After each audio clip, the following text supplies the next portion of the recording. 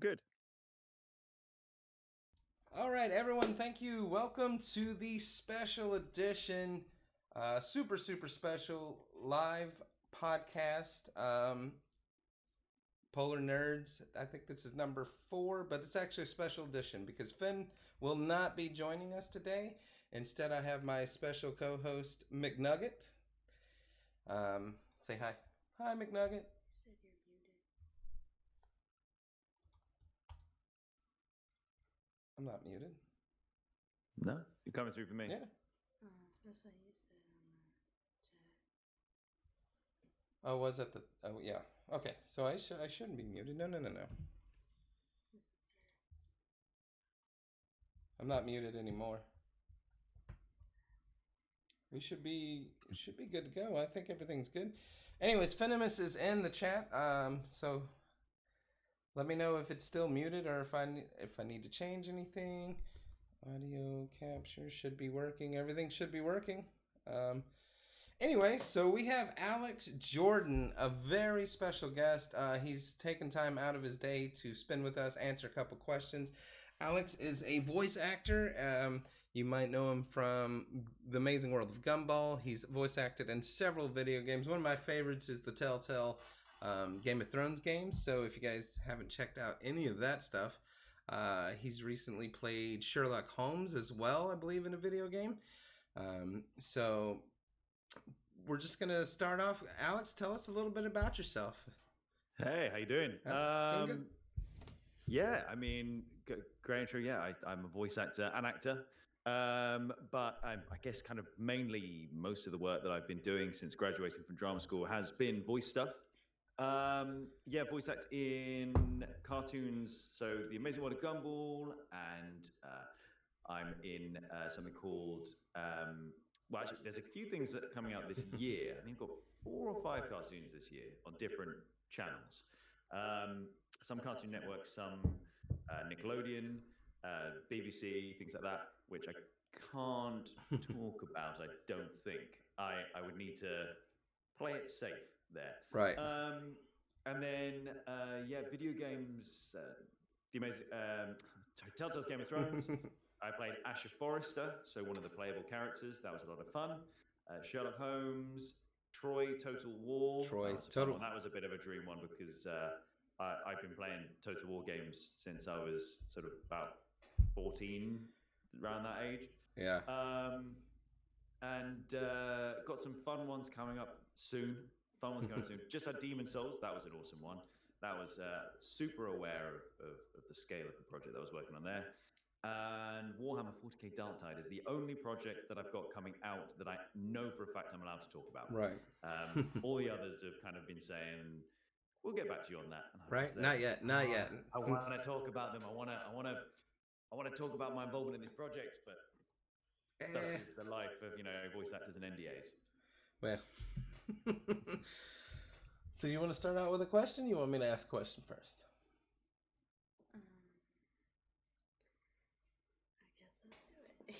Okay, so how long? What exactly guided you into acting and voice acting? What happened that made you stay? This is what I want to do. This is the path I want to go down. So my acting kind of started from a pretty young age. I was very, very fortunate with where I grew up. I grew up in a very small city. Should really be a town, but it's a city because it has a cathedral. So it's a cathedral city called Chichester. And we have basically, you could easily argue, the best regional theatre outside of London in the UK. The number of shows that are produced at Chichester that go on to do London sellout tours and often even head over to America as well and do Broadway. It's insane. Like the scope and the scale of those productions and the actors involved, like Patrick Stewart, Ian McKellen. We get some of the biggest names in acting coming and doing plays there. And I grew up about 150 meters away from that theatre, and as a member of the youth theatre. I was an expressive kid. My parents were sort of trying to find an outlet for that. So I joined the youth theatre And we basically, it still goes now. The youth theatre did a summer show and a winter show, and the winter show was the big Christmas show at the theatre. So the way the theatre works is it's kind of like it's a seasonal theatre. Mainly they have their big season in the sort of spring to autumn time. They've got a few sort of touring shows in the autumn to winter, but then the big Christmas show is the youth theatre. And that sounds like, kind of, oh, like a nice little thing. No. It's like everyone, so the kids are in it, but everyone else is an industry standard professional, who are paid like it's treated like a proper show, and tens of thousands of pounds go on the set alone. Wow. Like it's high scale. Like seriously, like it's like a 1,300 seater theater, wow. 2,000, so 1,200, 300, and we would basically sell out every performance. Oh wow. For like 20 performances. So, they made a lot of money on it as well, so it was treated insanely well. Like I went to drama school after that. So I grew up doing that, applied for drama school. And I remember showing, like other people at drama school going like, yeah, this is what I used to do. And everyone looking at it and going, you what? Like we just had like a village hall that we used to do like, you know what I mean? And stuff like that. Or like at school, we had the school hall and stuff. And I knew at the time, but it wasn't until I went to drama school, I was like, oh my God, like I had such an incredible privilege having that on my doorstep. Like that. Oh wow. access Yeah. that kind of like, yeah, it was unreal. It's kind of like the gold standard for kids plays there. No, it really is. Yeah. Like, it really is. It's insane. It's insane. When I look back at it, there's professional theatre shows that would some of them would kill to have the budget that we had for this youth theatre show. Absolutely insane. Wow. So yeah, and then while I was in youth theatre and growing up, I just kind of discovered that I had a knack for impressions. I started doing impressions backstage to entertain my fellow cast members, and then I started uploading them to YouTube. And a voice agent found me on YouTube, signed me up, and that's how I kind of got into voice acting. And so, yeah, went to drama school. And once I left drama school, I basically since then just continued working as an actor and voice actor ever since then, since 2013. 2013. That was not far away from the decade now, which is absolutely terrifying. So, I know you also do a lot of different voices. Alex is also a streamer, you guys. Alex Jordan VO. Please go check out his channel. He does amazing stuff. He's hilarious. I enjoy watching his streams every chance I get. But you do a lot of different voices as well. For the stream, and I know you try out a couple, and like you just blow me. I can't even mimic me sometimes. So, but what got you to just like try out voicing, like different? I mean, I know you're a voice actor, but what the impressions, I guess, that you do? What is that? Kind of just like something you picked up on, or is it something you've practiced at, or how does that go?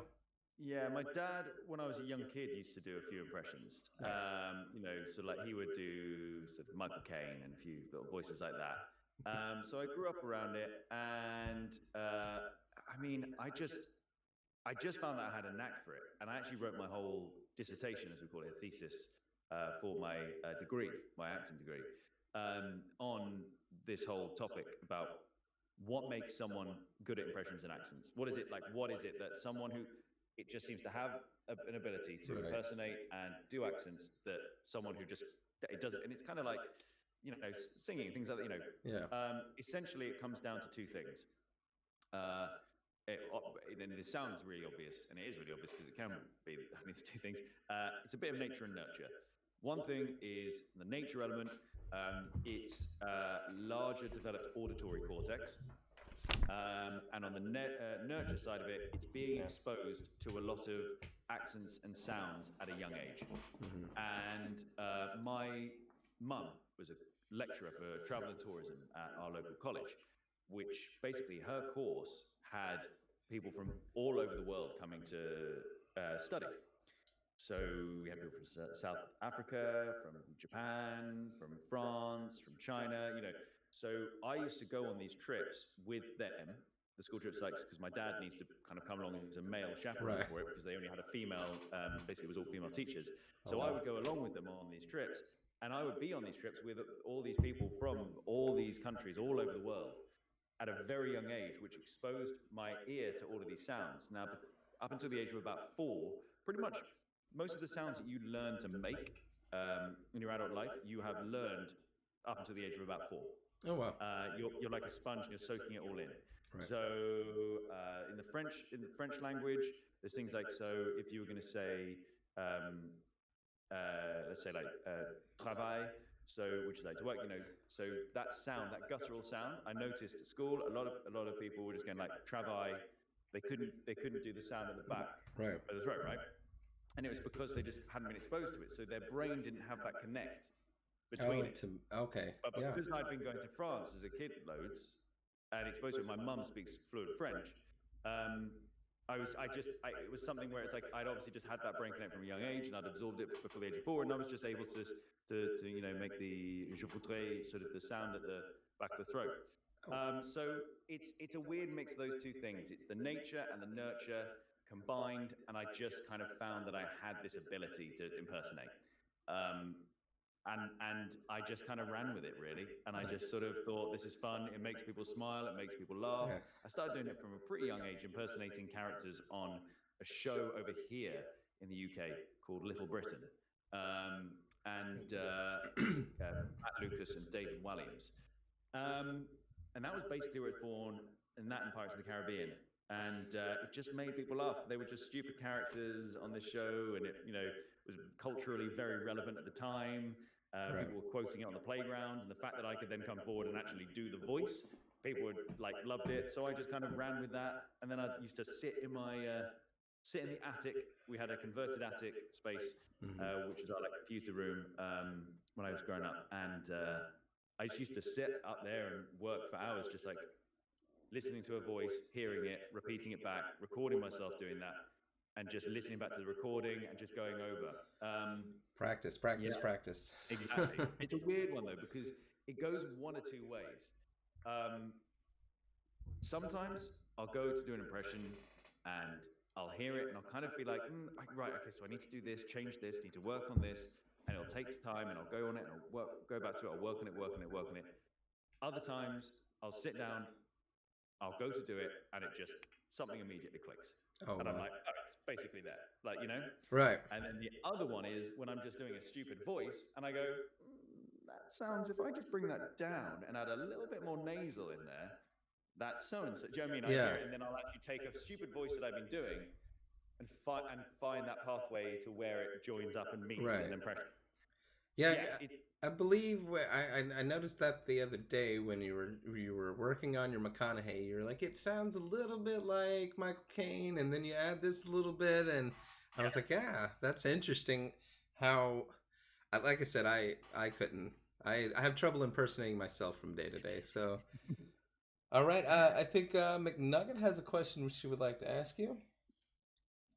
What is your favorite voice to do? Ooh, hard-hitting journalism. Favorite voice to do is a tough one because I feel like it changes. I feel like that's kind of like an ever-shifting answer because sometimes it's just the one that I've realized I can do most recently. But I think at the moment I really enjoy slipping into some Patrick Stewart, you know, sort of doing all that sort of voice. Yes. And because that's one of the more recent. I've always known like it was kind of there, but I never really worked on it until recently. And then I kind of just it clicked on Stream, and then I was like, well, I'm going to run with this because something that streaming has helped me do is keep working on those new impressions and keep finding them and building towards them. And Patrick Stewart was one of the most recent ones. So I do really enjoy Patrick Stewart. I also really like doing several Snape as a fun, nice one. Sort of, Potter, yes. You're blowing her mind over here, like. That's a really fun one because I just love the character. Alan Rickman. I mean, Alan Rickman was a hero, absolute hero. I mean, it's difficult because there's somewhere it's like I like it because it's new. Somewhere I like it because I love the person. Somewhere I like it because I really enjoy the character. You know, Yeah. but I would say 9 times out of 10, it's the one that I've most recently Right. been doing. That it may also partly be because the ones that I've been doing for longer, I've had more experience. I'm used to being wheeled out at parties as like Oh. I went on a lads holiday one time, and it was like every time. Now I was in a relationship, but every time the guys wanted to go up and start chatting to another group of girls, it Oh, would be they like, sent right, you Alex, as the away you go. envoy. They're like, yeah, and I would be the icebreaker, and I'd be like, right, great. So I'm so used to that I guess there's some impressions that I've been doing for a while, which I love doing, but now I kind of associate with, right, okay, I'm being wheeled out like as an icebreaker sort of thing. So maybe that's why the more recent ones I enjoy as well. Like maybe What? some of my more favorites. Well, being the huge nerd that I am, I Mhm. grew up watching Star Trek: The Next Generation, and Patrick Stewart is my favorite captain. I know I'm gonna make a lot of people mad saying that, but love hearing the Patrick Stewart like. I've got a really cool thing then that you'll really like. Oh. I once did a play. Now I've done actually. So I did a play at the National Theatre here in London. Oh wow. And we were rehearsing in a space called the Jerwood space in London, and it's amazing. Like, if you're in a play and they're rehearsing at the Jerwood, you know that they mean business, sort of thing. Do you know what I mean? It's like it's a Yeah. beautiful space that you're rehearsing. Like we had the Lion King musical upstairs above us and stuff. And Oh wow. really, really cool. Oh, blood, I can't remember. Anyway, the lift. When you get in the lift, basically because there's so many famous actors that rehearse in this space, they had got Patrick Stewart to record the voice in the lift, going, lift going up, doors opening, lift going down, sort of all that stuff, right? Yeah. But then one time, a lift electrician came in to work on it, an elevator electrician came in to work on it, and because it was faulty, and did a hard reset on everything, and they lost the audio. Oh no. And now it's just generic lift going up, doors opening. No. And they lost it. No, that is completely. They lost it. That is terrible. That is terrible. Yeah. Man. Because everyone, when they used to go to the Jerwood space, would be like, yes, get in the lift. Listen, it's like the one lift in the world where Patrick Stewart talks to you as he goes, and it's gone. It's gone. See, I could have just rode that all day, just up and down, like just all day. Like he's been on that elevator for hours. Yeah, it's okay. He's fine. He's just listening to the voice. I would have loved if when you press the button for the floor, it would have gone, make it so. Yes. Like, that would have been like the best thing. But... Absolutely.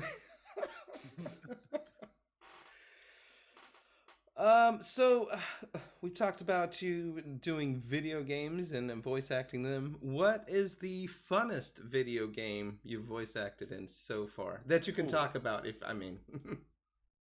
funnest that I can talk about, there's one coming out soon I can't talk about, which is going to be a lot of fun. Now that's because I think the game itself is just crazy fun. But for me personally, it will be Warhammer 40k Dark Tide. As someone who grew up collecting Warhammer figures and painting them, to be in a Warhammer video game, and especially one that is from the makers of Vermintide, which has been so well received and has got such a loving fan base, that was just unreal. I mean, like I've got a PC Gamer magazine, which has got the game on the front cover. It's got a big spread inside of the game, and I'm like, if you had told, like 10 to like 10, 12, 13, 14, 15-year-old Alex, you're going to be in this Warhammer game on the front, and I had loads of PC Gamer magazines in my covers, like, and on your game will be on the cover, you would have absolutely blown young Alex's mind. So that one is going to be, that's been really fun, I think. Yeah, I'm looking forward to that. All right. You want to ask him that question? Yeah. Do you get to meet the other voice actors? It's rare. It's rare. I got to meet Emilia Clarke when we did Telltale Game of Thrones. It's very, very rare on video games in particular. Everyone records separately. But the game that I've got coming out soon, which I can't talk about, there's two of us who have our dialogue together, and they basically got us at the studio, at the recording studio, but in two separate booths. So we could hear one another actually talking back and forth to each other, which I thought was just perfect. It was the dream. Do you know what I mean? And I think should be done way more. Because sometimes you go in and you record, sometimes you're the first person to go in and record. So much of so say like the Sherlock game that I did, that was a hell of a lot of talking, a hell of a lot. Oh yeah, multiple 9-hour days of just solid talking. And you can imagine like how many lines that is. Yeah, I was watching someone play the other day, and I mean, you have to individually interrogate each person, and I just couldn't imagine the amount of. Yeah. Was your voice sore out? I mean, do you ever get into that point too? I'm sorry, I'm asking too many questions at once. Go ahead. So I'll tell you what, it doesn't necessarily get sore. It depends on the game. And luckily they do save sort of the big action sounds until sort of the end, just to kind of protect your voice. Sometimes they're not so aware, and you're kind of like, guys, come on, if you want me to be able to record in like 3 days' time, I'm going to need to relax this a little bit because it's quite vocally tiring. But the biggest thing coming out of like a 9-hour session is getting home and just not wanting to talk. Yeah. You know, just being like, I'm just sick of the sound of my voice. Like, I don't want to hear my voice anymore. Like, my wife will sort of have a conversation with me. I'll be like, yeah. Like, I really want to engage in this conversation, but I really don't. Voice, please don't. Right. I'm tired of hearing myself. Yeah, I get that way on a normal basis, so I can only imagine. I mean, it's what being in a small, because they're not big spaces, voice booths, you know. Right. Being in a small confined space, usually with no natural light, because you can't really have any windows in there because that's outdoor noise that can leak in. Right. So no natural light in a small booth that usually, you know, you can touch all the walls from where you're standing, sort of, or near enough. Yeah. Is a pretty, not claustrophobic experience, but you can feel a little bit boxed in after 9 hours of that. Oh yeah. Yeah. I like sometimes during the summer in particular, I'll walk all the way back from Soho or King's Cross in London, where the booths are, all the way back to mine in South London, which is often like a kind of 2-hour walk. But I'll just be like, at the end of it, like, yeah, I just really want to go for like a 2-hour walk. So I just want to be outdoors and not indoors right now. Not boxed in. Yeah, we're freedom. Yeah, you can move around in different spaces. Exactly. Let's see. Go ahead. She's got. Go ahead. Ask him. What made you want to go for the roles that you went for? It's more so that my agent comes to me and they're like, it's not so much me going like, I want to go for this role. It's usually like, right, they'd like to hear you for Sherlock, and then I record for it, and then they go, cool, they want you for it. So it's not so much a kind of, I mean, maybe one day I'll get to the point of my career where I'm like, that's a role I'd like to go for. Go ahead. Unfortunately, I'm not there yet, you know? Right, you can tell your agent, go ahead and call them up. We'll take that. Yeah. Step aside, Troy Baker. Step aside, Nolan North. Here I come. I mean, at the point, it gets to the point sometimes where you're watching that and you're going, look, Troy Baker and Nolan North are fantastic, but you're also like watching it going, so many good voice actors. Like, there are other people you can choose. But all power to them. I mean, they are absolutely fantastic. I'd love to get to the point in my career where they are. And that I don't think a lot of people think about, like, when you're playing video games or cartoon, those are actors. Those are real people behind those voices. We, here in America, we have a lot of good voice actors too, and they do tons of voices. I don't know if you've ever seen Futurama, but yeah, that's one of my favorites. And just all the different people on there. So I don't think people make that connection that's a real person. It's not just a generated voice. And 100%. So many people, when they find out my job, they're just like, that's a job. Like that. Oh, and then they kind of, you see in their head, they go, well, yeah, that makes sense. Yeah. Like, I've never really kind of thought about it before, but that totally makes sense. Like, Yeah. it's something that people just don't really consider. Like, when you're watching animation stuff, obviously you know that there's like people doing the drawing and sort of building the world and stuff. You kind of almost don't think about it and realize you're like, oh, there's a whole other side to it, which is the voice acting, and actually bad voice acting, bad directing of voice acting can completely change a whole project. Oh, yeah. Completely change a whole project. It's very difficult working with. So I had recently, I'm not going to say what the project is, but I had recently, I did something where I was working with a Chinese company, and they had someone sort of translating what the Chinese company was saying, and then I was delivering the lines, and then they would speak to one another in, I think, Mandarin, and then they would come back, and they'd be like, no, it needs to be more like this, and I'm there kind of going, that's not going to sound right. Yeah. It's like, because, you know what I mean? I'm like, that's like, I'm in the nicest, with all the women in the world, I'm the native speaker, Right. and the fact that we're needing someone to translate, and I'm there going, I don't know how well this is going to be received, but you, as the actor, you just have to supply what they're asking for, you know? Right. Which is really tough when you're just like, you know that your name is going to be attached to it, and you know that this performance is going to go down with your name, and you're like, these decisions aren't right. Yeah. These acting decisions aren't right, but there's nothing I can do really. I mean, I'll give them what I want to give them, but at the end of the day, I've always got to give them what they want. So yeah. Yeah, and that's got to be frustrating too, because I can only imagine, because I don't know if I'd have that in me to be just like, okay, I'll do it your way, because it just doesn't sound right. Like if it doesn't sound right, it doesn't sound right. So exactly. Do you wanna? That's a very rare situation as well, though. That is Yeah. very rare. Have you ever done or ever considered doing audiobooks? So I've not done audiobooks. I would love to do an audiobook. Years ago, it must have been like 2014, I did a test record for a book that was all from the perspective of Loki. Oh, Yeah. there you go. But not like Marvel Loki. All right. But just like just the Norse tricks. Yeah, That's so cool. And it was, I would have loved to have done that. I had a little read up of the book and I was like, this is so cool. Didn't go my way, but I've never done any audiobook stuff really, and I would love to do it. I'd absolutely love to do it. It's like a lot of intensive reading, but 100%. I don't know if anyone's ever told you have the voice for it. Thank you very much. I appreciate that. Can you do an impression of Tom?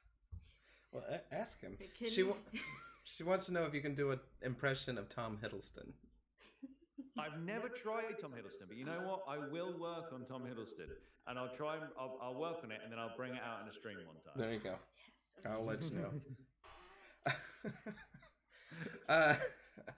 know. So now we're gonna get into the since we brought it up, streaming. You're a big streamer. You almost stream every day. Your schedule is amazing, and I wish I had the time to do the streaming that you do. And you grind out for hours too, and it's really fun as someone who watches your streams to just sit back and watch the way you interact with people, and how much people just love being a part of your streams and being a part of your community. And I love it too. Let me just say, it's one of the funnest streams I've been a part of. Oh, man, thank you. All of it. And like I said, congratulations. If you guys, once again, if you guys aren't following Alex, it's Alex Jordan VO. He streams a lot of cool different stuff. He does stream the games that he voice acts in for charity, and we will get into the charity a little bit later, because I want to make that a big part of the stream as well, because it's an amazing thing that you do. So we'll get into that. Yeah. But he does voice act, or he does play the video games. He does voice act in, and that's super cool. I think this Sunday you're going to be doing the Telltale, if I'm correct. Or this coming. So tomorrow is Blasphemous, and then the Sunday after, Sunday the 11th of April, is Telltale Game of Thrones with 3 of the writers of the game.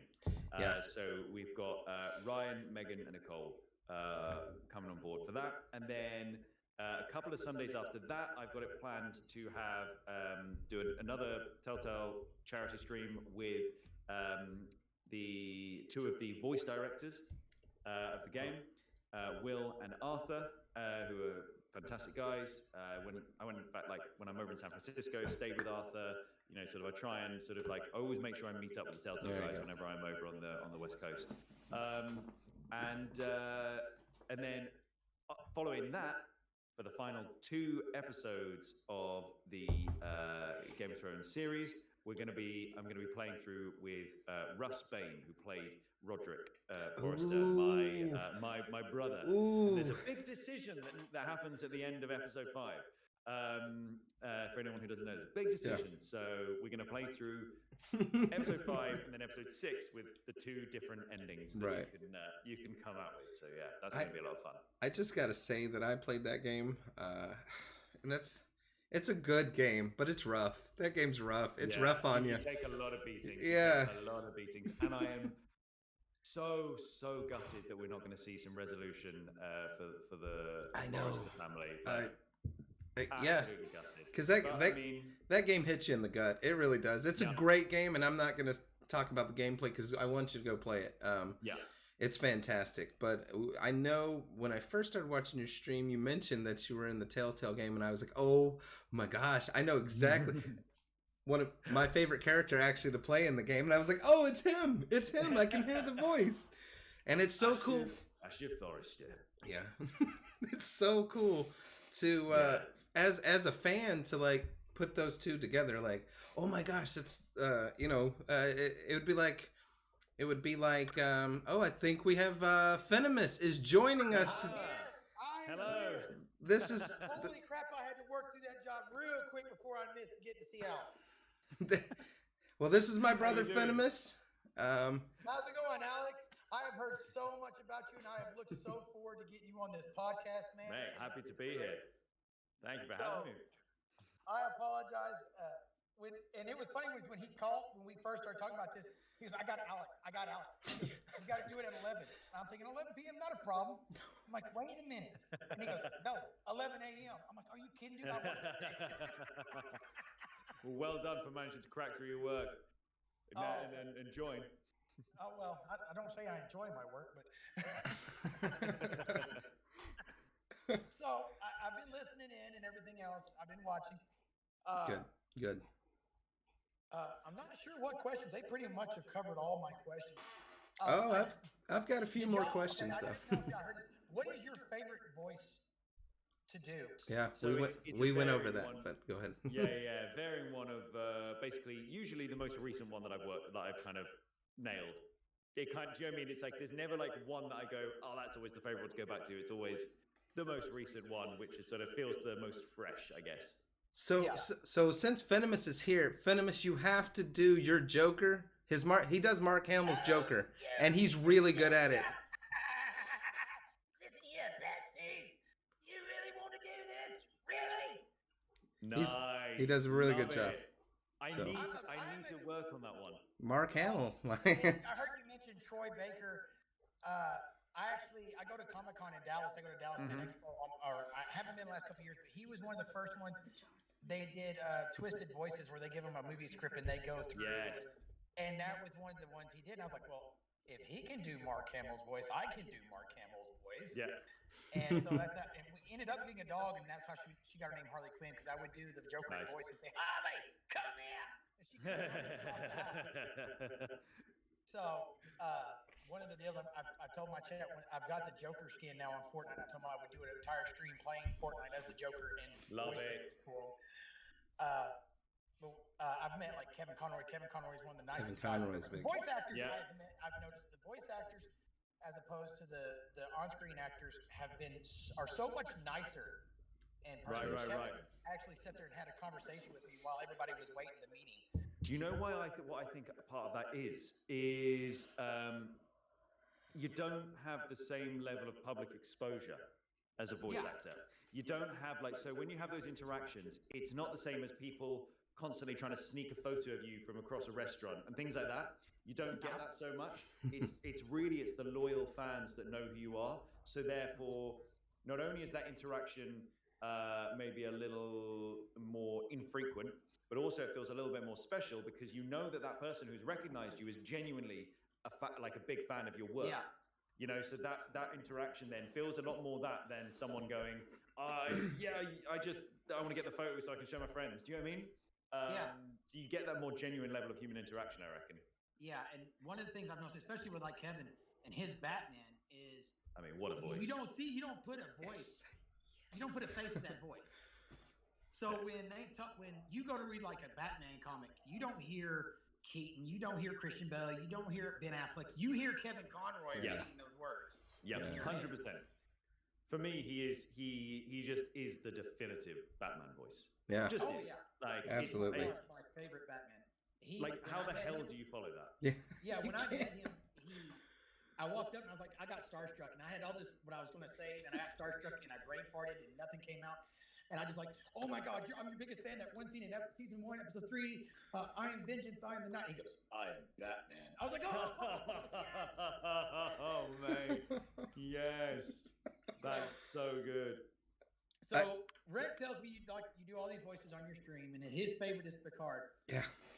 Patrick Stewart. We went over that too. I want to see if you can do it, and I want to hear Ewan McGregor as Obi-Wan Kenobi. Ooh. So it is so interesting, right? Because when you were just saying about playing as the Joker, doing a stream like playing as Joker, one of the things that I've got planned further down the line is I'm one of the games that I'm like, you know, when you have like a game you're like, okay, I know for a fact I'm pretty good at that, and it's so Battlefront 2, Star Wars Battlefront 2. Whenever I play, I'm consistently on like the top 5 leaderboard at the end. Oh, It's wow. like, you know, like it's just like my game where I've just like it clicks with me, I get it, and I just like run with it, and I just like really enjoy like dominating a lobby. And one of the ones I've never really worked properly on a Ewan McGregor, but I really want to do a stream where I saw someone made like the Clone Wars like a foam beard sort of that does like his in Clone Wars, and I really want to, you know, sort of have a stream where I'm going around as Ewan McGregor, sort of doing that hello there, you know, that kind of Nice. and like I really want to do that. I've got that planned at some point. Nice. Yes. Like literally, I can't wait. I'm really looking forward to that. I don't know when I'll get around to doing that, because that needs me to either upgrade what I've got in terms of my gaming facilities right now, or alternatively get a capture card and link it up with my Xbox and run my Xbox into my sort of booth here, because that's what I play on normally, is I play on console. I'm not sure I really have the power with what I've got here to stream something like Battlefront 2 and be sort of you know, in like, I don't know, I just don't think we'll hold it with that and streaming at the same time. Yeah. So it's maybe something I've got to hold off on and wait and look forward to. But that is definitely on the cards. Is a Ewan McGregor Battlefront 2, and also, you know, maybe bringing in a few other characters in there, sort of Vader and stuff like that. Christopher Lee. Vader. Christopher Lee would be nice. Like Christopher Lee would be great. Yes. That's a great shout, actually. Yeah. And then every now and then I can annoy everyone by bringing Jar Jar. Do a little Anthony Daniels as C-3PO. Yes. R2-D2. Nice. My name is C-3PO. Human cyborg relations. Nice. So I have not asked him the big question, and I was going to save that. But since you're here, There's 2 questions. He asked one, I will ask the other one. all right. So, all right. Since we're super huge nerds, Alex, big question: Marvel or DC? What do you enjoy more as a reader, as a fan? Pretty generally, I favor Marvel, but I will say graphic novels, I nearly have as many DC as I do Marvel. But I just really struggle to get on board with the DC, like cinematic universe. You know, the Okay, DC, so like, I gotta leave now. like there's so many things that could work about it that it felt to me like they just tried too hard, too quick to catch up with Marvel when that shouldn't have been their focus. Their focus should have been taking time to build, slowly. They jumped in just way too fast, way too hard, they assembled the Justice League before we even really knew the identity of any of these individual iterations of the characters. And I mean, I think as well, like, it's interesting because I favor Marvel, but my my 1 and 2 comic book sort of that kind of maybe sort of swap places, who's my number 1, who's my number 2, does go between Wolverine and Batman. Oh, like it's a And constant. there's the amalgam where they did the crossover. Yes, with indeed. Marvel. Yeah. But this is the thing that is exactly. I kind of look at both of them and I go, they are not the same character, but there's overlap there. yeah. There's some definite overlap, and I think that sort of is 100%. That's why there's a bit of a merging, a blending there. But I think. Sorry. Whoop. I'm in my truck, so I was turning my truck on because it's hot outside. I think I don't know. I guess Wolverine maybe slightly edges it for me. There's certain comic book panels that I just absolutely love. There's one in I think it's House of M when he's sort of like he's on the helicarrier and he kind of like just goes off the side and just like Yeah. is it House? He just launches himself off the side. I do believe so. I could be completely wrong, but I do believe so. Yeah. I'm pretty sure it's the Yeah. He launched himself. He's just like he wakes up and he's like he knows that he's in this alternate reality and he's just like one of the only ones who knows. And he basically just goes, "I'm out of here," and just yeets himself off the side of the helicarrier and just walks out. And it's just this clip. I think he's in like sort of camo pants and a white shirt, and it's just like he's literally just like there, just casually just falling, and it's from above, and you just see, and he like that is so badass. And I don't know, I don't want to spoil anything for anyone who hasn't watched Falcon and the Winter Soldier, but there's a little moment in it which is like in the first episode, where was it the second? It might be the second episode where Bucky drops out of a It's the plane. second episode. And obviously it's a nod. He's like, I don't need a shoot. Exactly, yeah. And obviously it's a nod. It's a nod to Cap in Winter Soldier. But I like this guy. but I also think there's a certain degree of a nod to Wolverine in that as well, because it's something that Wolverine has done regularly. Is just jumping out, just going. I'm good, because he just knows that whatever happens at the other end, he'll just get back up from it. So like.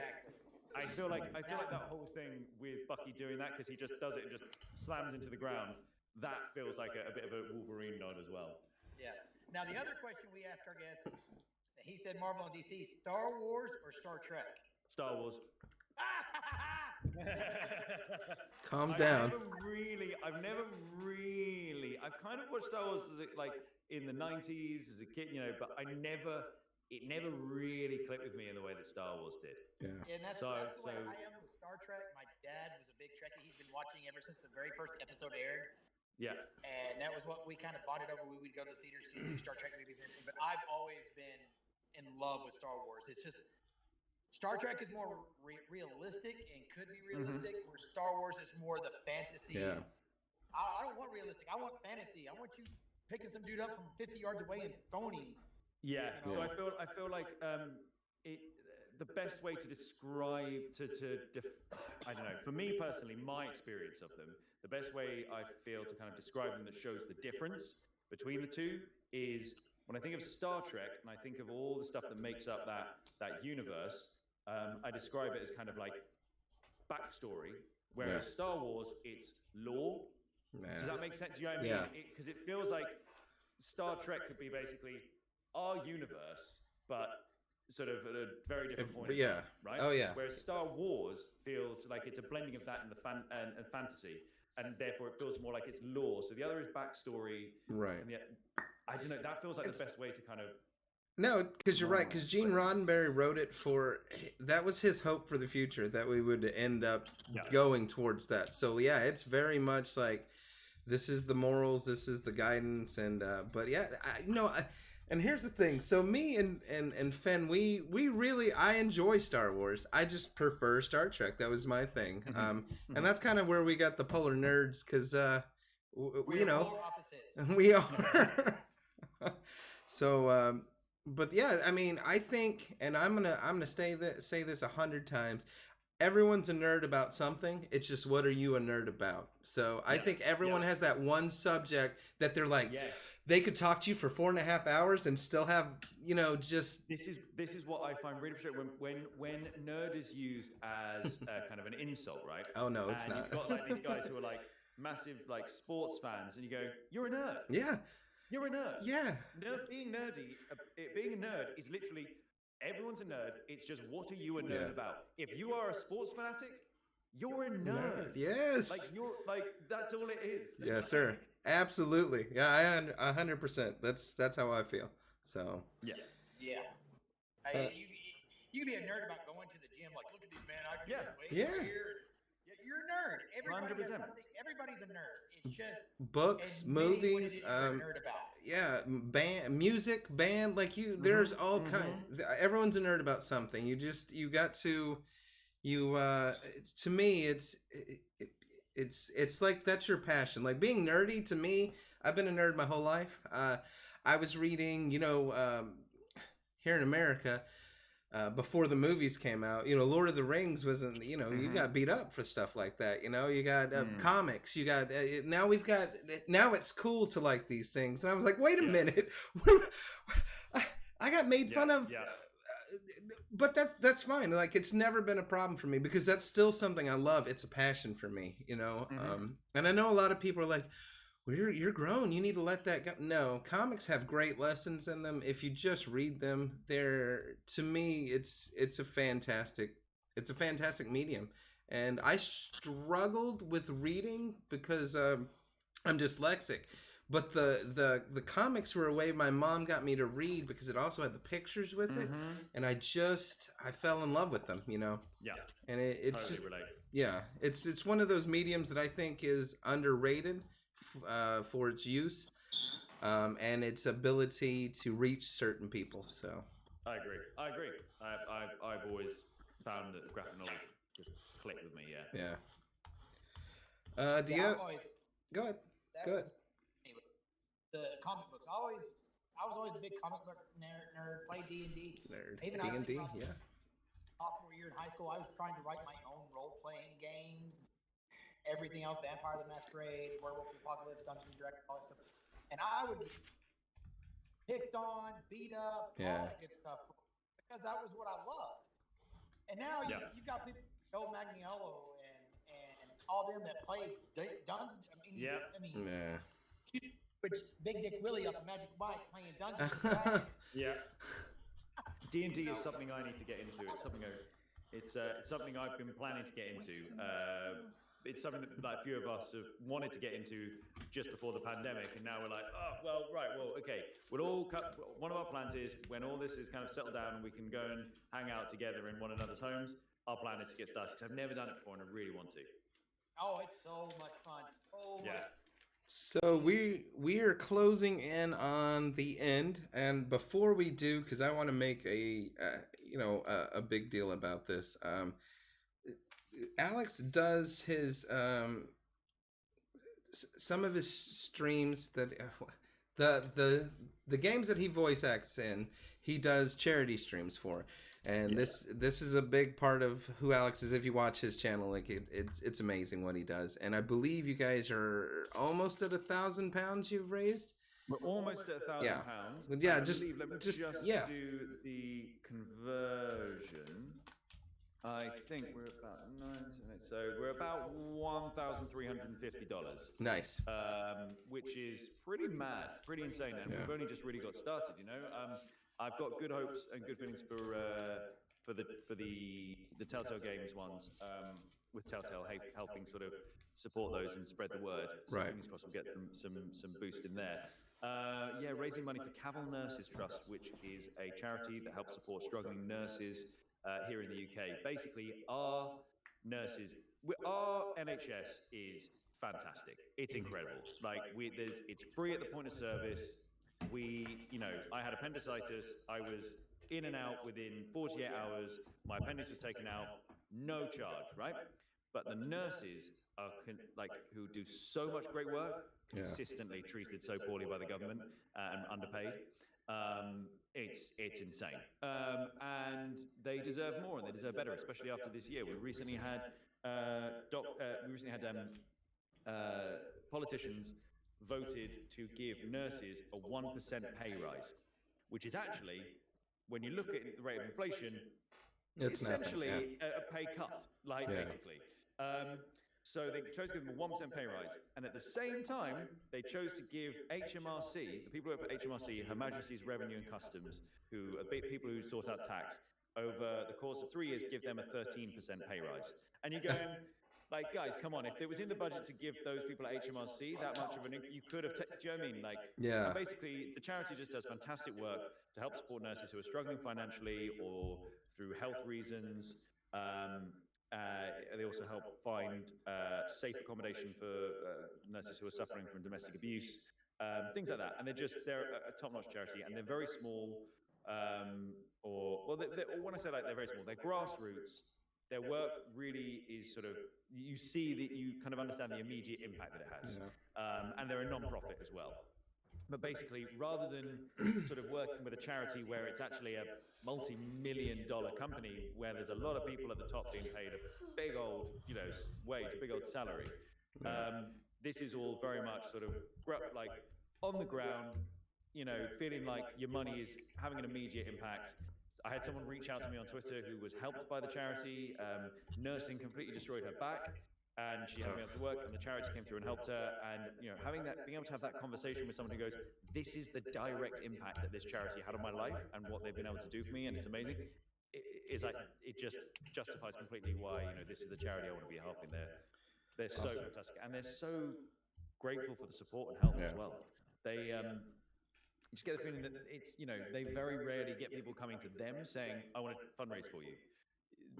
90% of their job is going out to other people and going, "Can you help us? Please, we're trying to raise money." So they've been super lovely, and sort of they just want to get stuck in and be part of this. They're just the most, and lovely people, just lovely people as well. So, a little thing. I know, like I said, we're kind of a low-key, small podcast here, but on behalf of the Polar Nerd Podcast, we want to donate $25 to the Cavils Nurse Trust. And I will definitely be on tomorrow, and I will make that donation on stream. Thank you. You know what? That will take us, because I think we're at 971 pounds around, or no, 979. I think that will take us over the 1,000 pound mark. Good. So that'll be amazing. Yeah, that'll be awesome. Thank you so much. Yeah, no, definitely. I mean, like I said, we're a small stream, and I wish we could do more, but any little bit helps. Yeah. Absolutely. Seriously, that's so awesome. Literally, I can't tell you how much every little bit does help. That's a thank you for coming and doing our show. I mean, I've been wanting to do it for a while, but this just is like an extra reason right now. My so pleasure. Yes. No, thank you. You have to come back. Oh, definitely. When you get that Ewan McGregor down. Yes. Because we didn't even go over Alteria. There's a bunch of different stuff we didn't go over. And just so you know, I'm saving my points. I'm gonna get a house. I'm glad to hear it. But I think that as far as I am concerned, you're one of my favorite streamers, and I love your streams. Thank you so very much for taking time out of your day. And thank you. Sorry I appreciate that. Sorry for the time confusion. We'll make sure and get that correct next time. Not at all. Hopefully And we. I'll have to wake you up at 4 o'clock in the morning so you can be at 11. Good. But like I said, once again, thank you so very much for being here, Alex. You can come back anytime you want. Come back and talk about your games. We would love to have you back as much as you want to come back. And I will take time off of work to come interview you and stream you. So, especially when this new game that you're not allowed to talk about comes out. Oh yeah, I'm looking forward to that one. I think he has a couple that he's not allowed to talk about. So I mean, yeah, there's a couple. Yeah, that's awesome. Looking forward to. I mean, I look forward to all your charity streams, but definitely looking forward to Telltale. That was one of my. I'm telling you, me and my wife played the heck out of that game. It was so good. It was so good. I played it multiple times. So Okay. I love watching people stream that. She McNugget has one more question she would like to ask. Go on. Yep. What do you love about London? Oh, what do I love about London? Hard-hitting journalist right here. I'm telling you. What? I love. You know what? Is gonna maybe surprise Americans because I think you guys have a certain opinion about our food. It's food. London's food is unbelievable. It's insane. Like the variety of food that you can get here. London is just such an insane melting pot of like it's unbelievably diverse. It's up there as one of the most diverse cities in the world. You know, you can find basically any cuisine in London, anything you want. You just go on sort of, even if you're at home in the pandemic, go on Uber Eats. Literally every cuisine from around the world is available, and it's not just like available. It's available as like some of the best you'll find. You know, like there's a Mexican that I love going to, which I took Arthur, one of the Telltale Games guys, when we were recording. We went to this Mexican, and he's from San Francisco, which has great Mexican food. Yeah. And he was just like this, you know what? I was expecting to be like, come at this as a Mexican snob. So like coming in going, well, I mean, we're San Francisco. We got some of the best Mexican food in the US. And he was like, actually, this is damn fine Mexican food. Yeah. But also actually, I would say the thing that we excel at more than anything else in the world is our pub culture. It's literally our pub culture. Basically, if you've ever been in central London at like gone 5 o'clock in the evening, especially like spring and summer, you'll walk out of the office or whatever. If I walk out of a recording studio, I tell you now, from about 5 until about 10 p.m., every street is just full of people standing outside the pub with their pints. No one goes inside. Nice. Everyone's outside, and everyone's just in the street because we don't have rules around our outdoor drinking in the same way like you guys do in the States. So I remember when I went to Vegas, and all these Americans are like, it's amazing. We're outside in the street drinking. You can walk down the street, have your drink open. It's great. It's fantastic. And I was just like, that's the UK. Welcome to the UK. It's the UK but hotter. Yeah. Everyone's drinking. You can pop into a casino wherever you want in the UK. You can gamble. Like, gambling is free and open and easy and all that kind of stuff. And I was just like, Vegas is just the UK pumped up on steroids and hot. Yeah. Surrounded by sand and desert. That's what. Yeah. That's let's take that sand and replace that with water. Yeah. There you go. That's the UK. All right. Well, like I said, thank you so much. This has been so much fun. I've had such a great time. I know McNugget has had a good time. I've had a good time. I'm glad Finimus got to jump in here at the last little bit. Next time, I promise we won't have all the technical issues. All good. You've been so gracious and so awesome. So if you guys are watching, please go follow. Please go subscribe to Alex Jordan VO. He's on Twitch. He has a Twitter. He has everything you could possibly want to get a hold of him on, or talk to him, or just chat, hang out, enjoy the streams. And please go check out the Cavill Nurses Trust. Help those guys out if you can. I know a lot of other people are struggling. So if you have time, if you have extra, please help out. So thank you, Alex. Thank you. Like I said, anytime you want to come back, we'll be pleasure. Absolutely. Right. Absolutely. So, and I think that's it, you guys. Thank you. Yeah, thank you so very much. Cheers. Cheers.